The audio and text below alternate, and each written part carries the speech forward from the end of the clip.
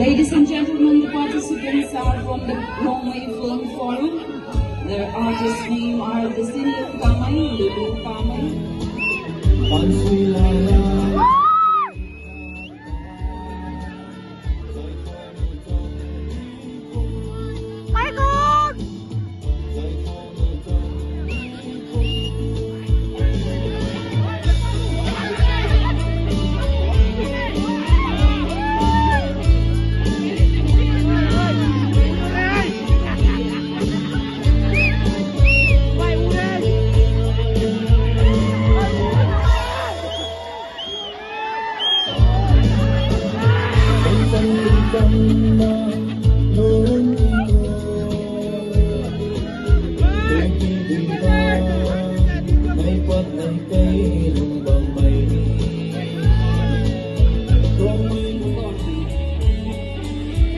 This is a brief synopsis of the runway traditional attire represented by Runway Film Forum.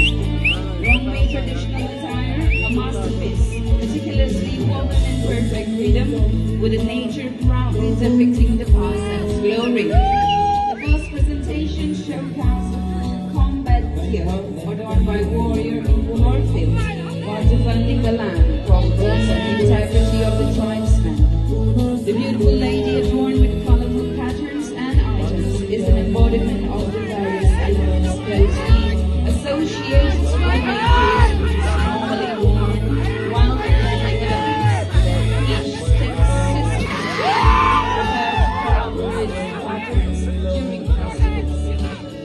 The third presentation showcases the normal body wear.